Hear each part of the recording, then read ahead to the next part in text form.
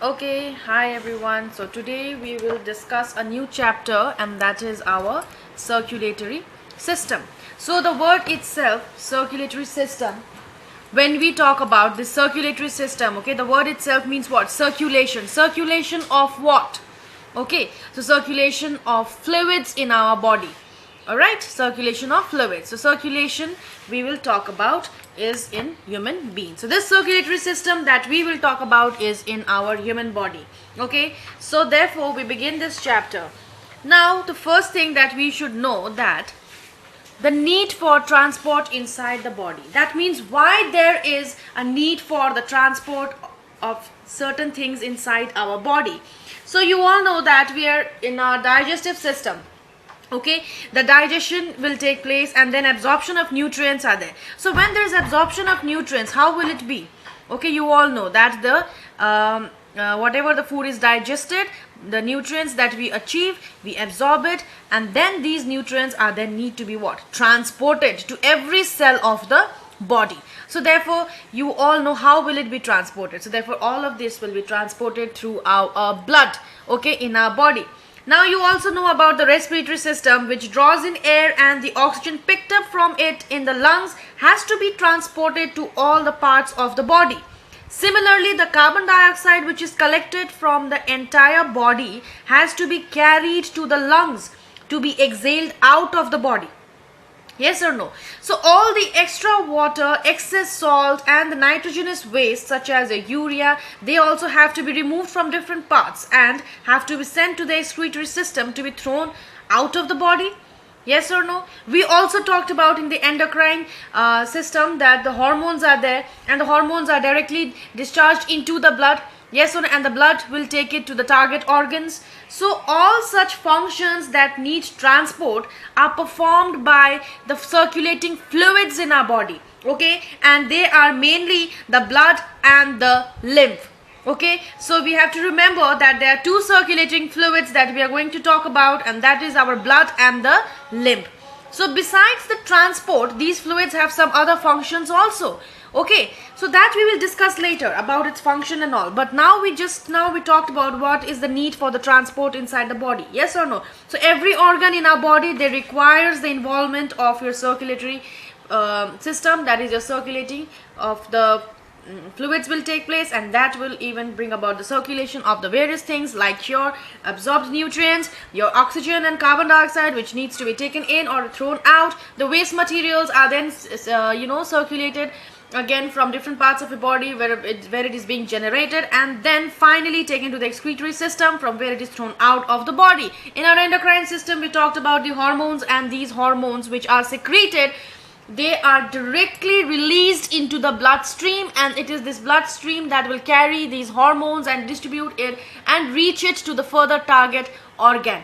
So this is why there is need for your transport inside the body, and all the transport, okay, whatever takes place inside the body, whether it's digested food, nutrients, or whether it's your throwing out of carbon dioxide or your oxygen, all of these needs to be circulated, and then this is how this particular things are transported in our body.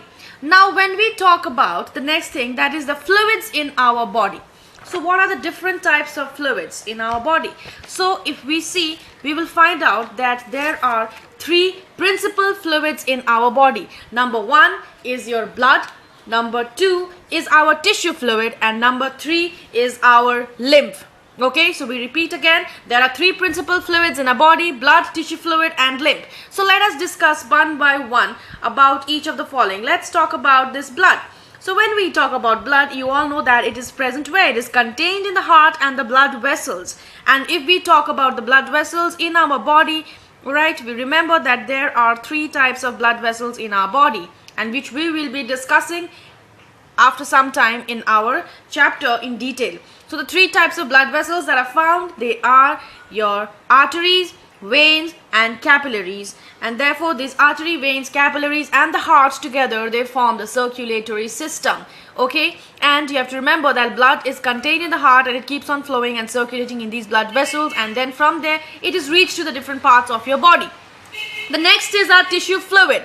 So you all know that there are certain spaces between the cells in the organs. Okay, and these spaces, okay, in between the cells, they remain, filled with a fluid, and that fluid is called your tissue fluid. So you all know that this fluid will help in the transportation of your materials in and out of the cell, right? Then we come to the next and the last one, that is our lymph. So lymph, it is contained within which vessels? Okay, simply we can say that it is contained in the lymph vessels, right, and the lymphatic organs such as your spleen and tonsils. So remember that the lymph we talk about is contained within the lymph vessels and the lymphatic organs, and the if you talk about naming of the lymphatic organs, you can say spleen and the tonsils. Okay, so the above three principal fluids which we are discussing out here in our body, there is we'll be studying it in more detail in the next class of ours. Now we all know that the blood in our body is going to circulate in a closed manner. So why closed manner? Because the blood is contained in the heart, and from the heart it is pumped into the arteries, veins, and from there it's carried to the different parts of your body. So it's flowing in the blood vessels, all right, and in your heart. That means there is a closed system, right? It's not coming out of these vessels and circulating just like that in your body. So there are various arteries and veins in your body where the circulation is taking place. So it's taking place in a closed system.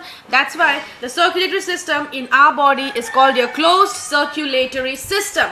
Am I clear? Okay.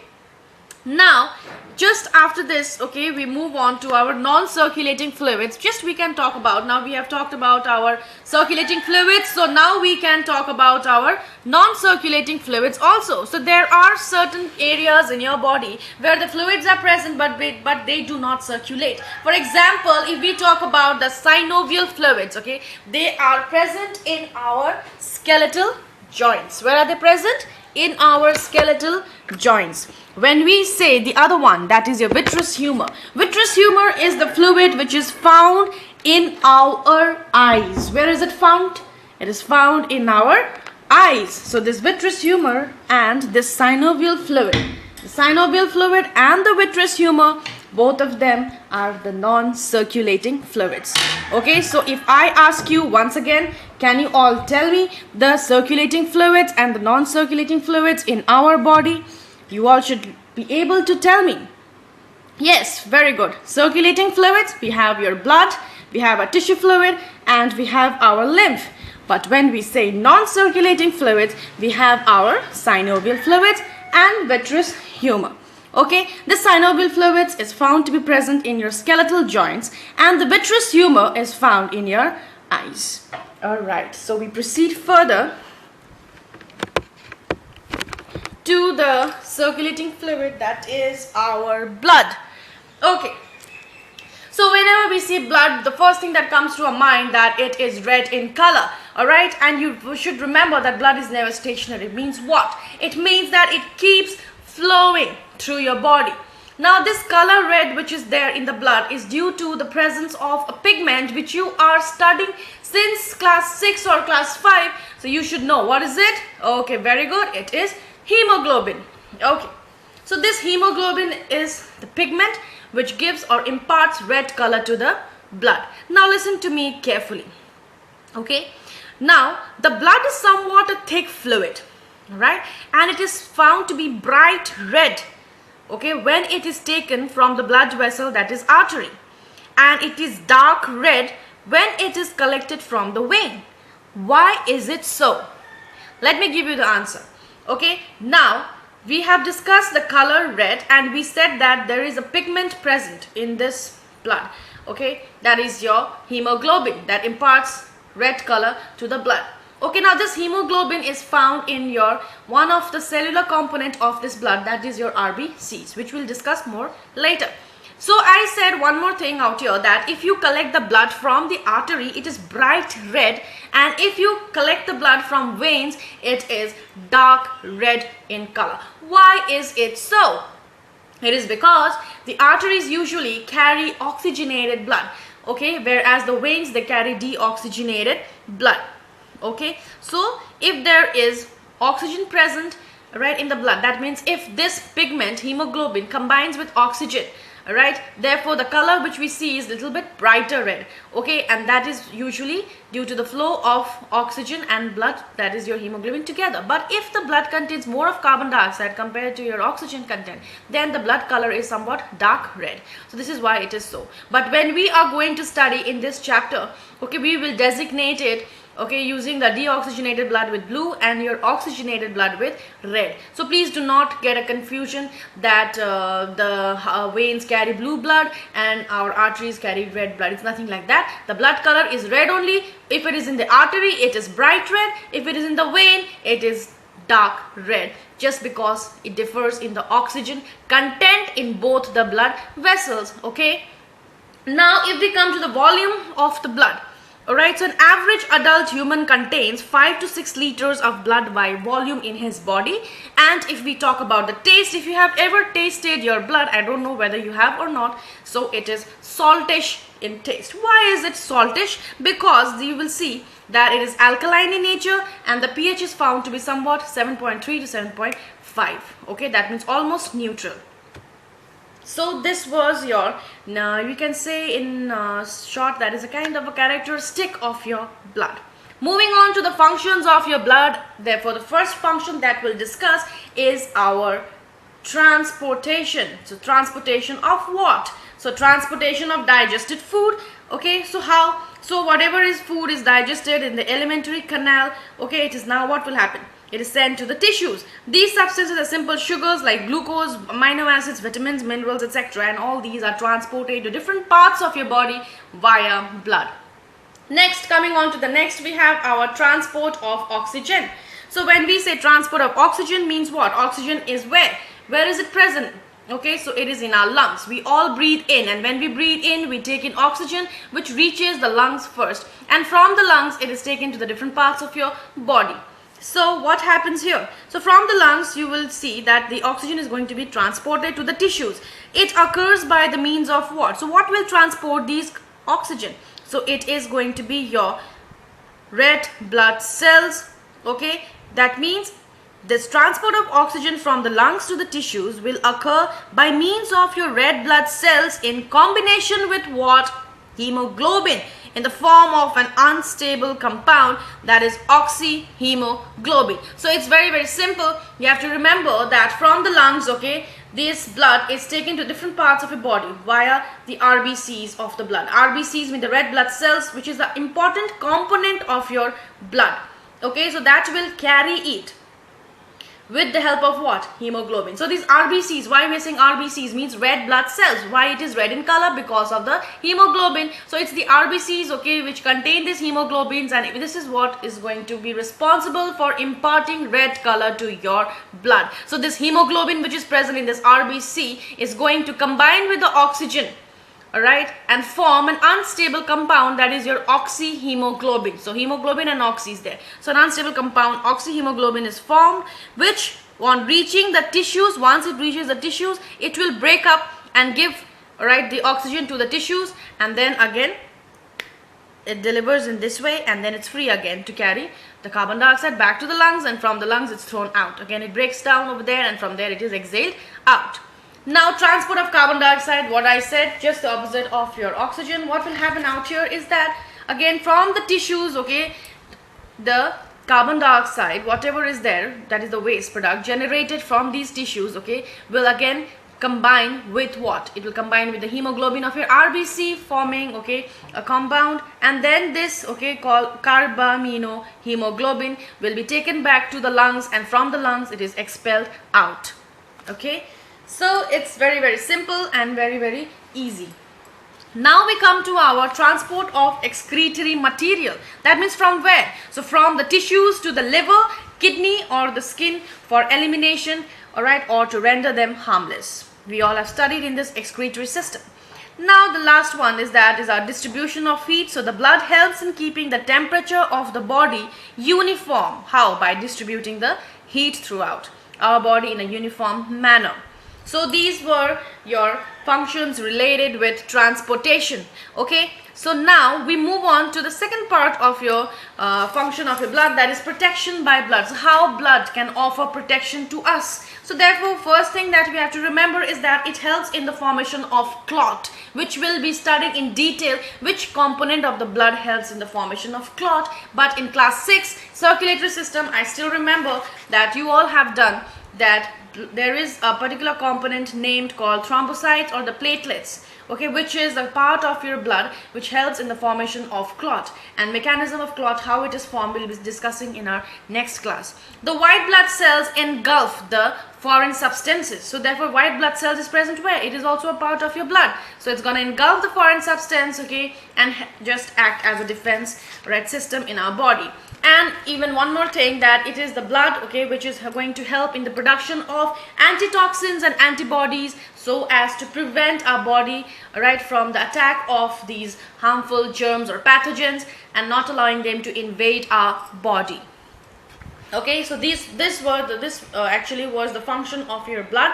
That means how it offers protection. In the previous slide, we saw the functions of blood, that is your transportation of various things like digested food, oxygen, carbon dioxide, excretory material out of your body, distribution of even hormones, and then distribution of heat and hormones. We've already discussed how the hormones are distributed in the endocrine system.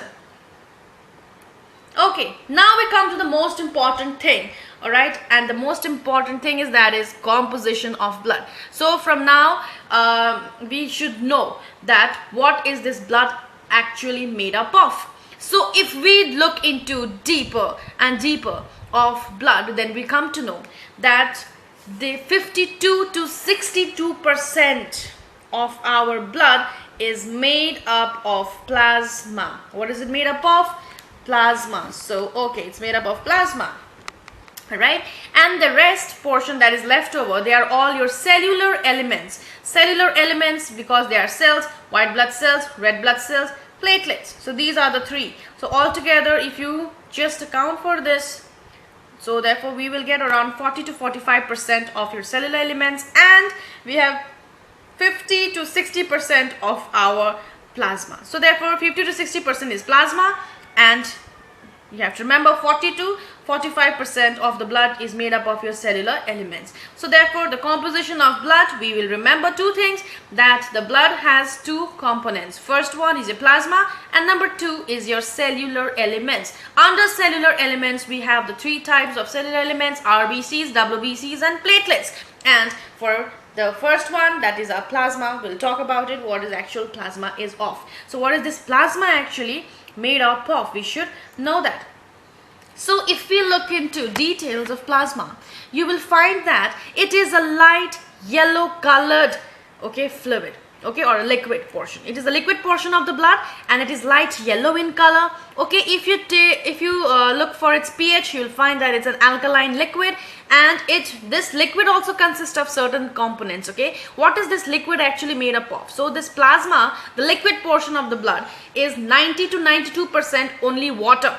Okay, and the rest is your proteins, inorganic salts, and other substances may be present in traces. The inorganic salts, when we say, it is mainly your sodium chloride and sodium bicarbonate, and other substances contained in the plasma may be your glucose, amino acids, fibrinogen, hormones, urea, etc.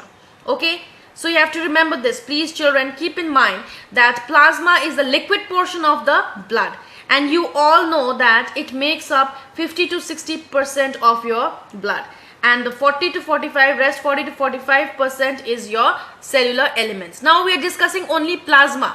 So if we look at the plasma, it is liquid in nature. You will see that it is yellowish in color, slightly yellowish, not deep yellow, but slightly yellowish in color, alkaline, okay, liquid it is. And if you look at its component now, if you just take this liquid and see what is this liquid made up of, then you will find out that 90 to 92% it is made up of water only, and the rest 8%, whatever is left, it's made up of your proteins, inorganic salts, and other substances which might be present in your traces. If we talk about inorganic salts, it's usually the sodium chloride and sodium bicarbonate which is present, and the other substance which are contained in this plasma, they are glucose, amino acids, fibrinogen, hormones, urea, etc. Okay, now we have to make a note of a very, very important thing, that is what is serum. So I hope you have understood what is plasma. Now we move on to what is serum. Okay, the plasma from which we remove a protein, a special protein, that is fibrinogen, is a kind of a protein. Okay, if we remove fibrinogen from the plasma, then the leftover liquid is called serum. So please remember this, the plasma from which the protein fibrinogen has been removed is called serum. All right, we have to remember this, it's called serum. Okay, so we can see out here from this blood vessels, you can just check out, these are your RBCs, WBCs, and you have your platelets over there. Alright, so you can see this. So this blood vessel is given out here. This is the walls of the blood vessels, and within this vessel, this blood is flowing, and the major component of the blood is our plasma, and in that liquid we have these cellular elements. Okay, now we come to our red blood cells. Okay, so if we look at the structure of the red blood cells, we can see that it has a large surface area, it contains hemoglobin which picks up oxygen, has no nucleus to make room for more oxygen. Alright, so before we go to that, you should remember one more thing, children, that I would like to say, that okay, these RBCs, alright, they have certain organelles, okay, and they have like there are certain organelles which are not present in them. So that absence of certain organelles makes them more efficient, okay, in carrying oxygen and all. So you have to, I will be throwing a set of questions on you now. Please make a note of those questions. That is, okay, the mammalian red blood cells, okay, whenever they mature, they circulate in the blood systems, but they are devoid of certain organelles. Okay, I'll tell you the organelles, please make a note. They do not have a nucleus, that is a mature one. They do not have a nucleus, they do not have mitochondria, and no endoplasmic reticulum. So the question is why they do not have a nucleus, mitochondria, or an endoplasmic reticulum. If you look at the shape of this RBCs, you will see that they are biconcave disc shaped. You can see a depression or a shallow region over here. So these are all biconcave and disc shaped. Okay, so shape is always, you have to remember what is the shape of this RBCs, and they are devoid of certain organelles like nucleus, mitochondria, and endoplasmic reticulum. You should know that, because if you know the function of the nucleus, mitochondria, and endoplasmic reticulum, so you can associate it with why are they absent, because this RBC's function and their function will just let you know why.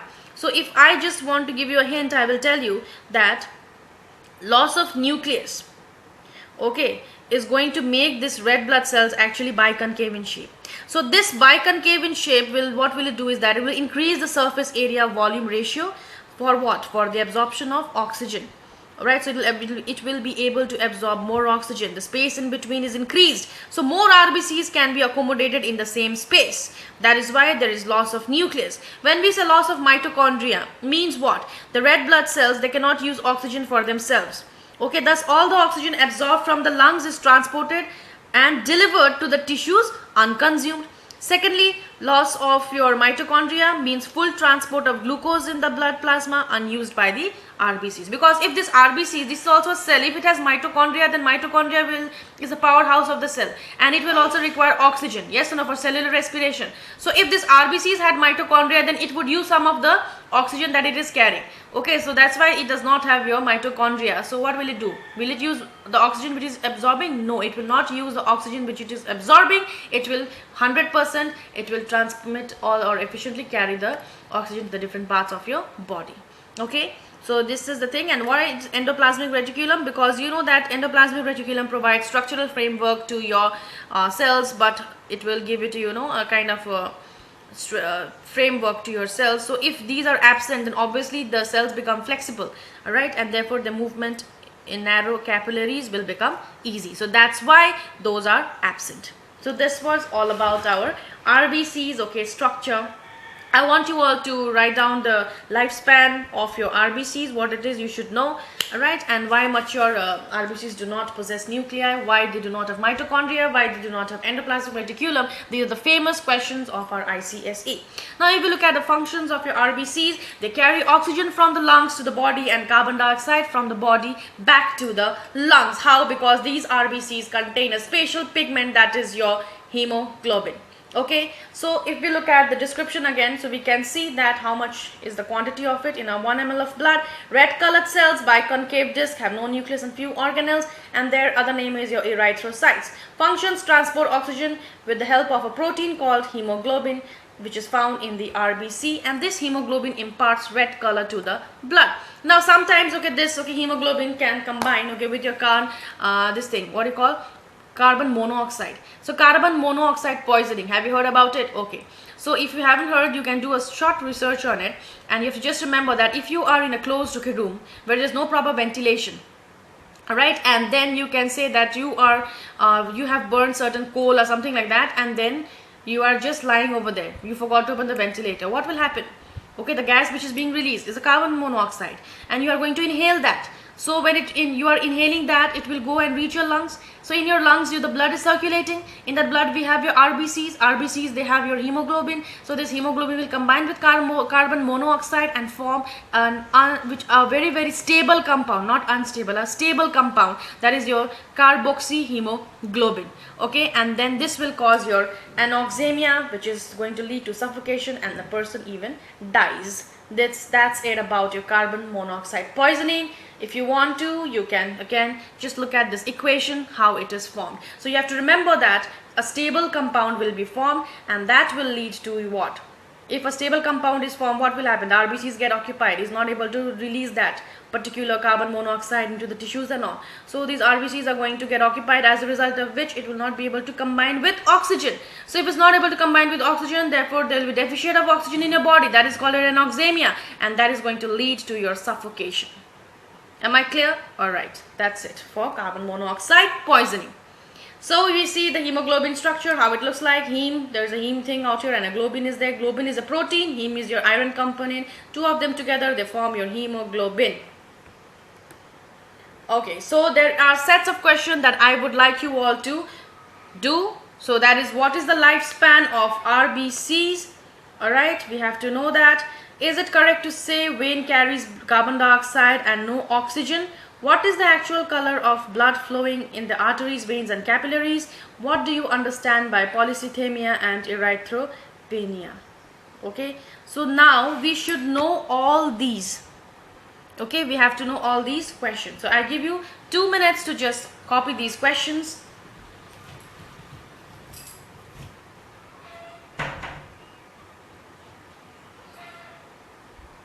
I wish that we will be able to now do the same thing with WBCs and our platelets too. So this is all for today.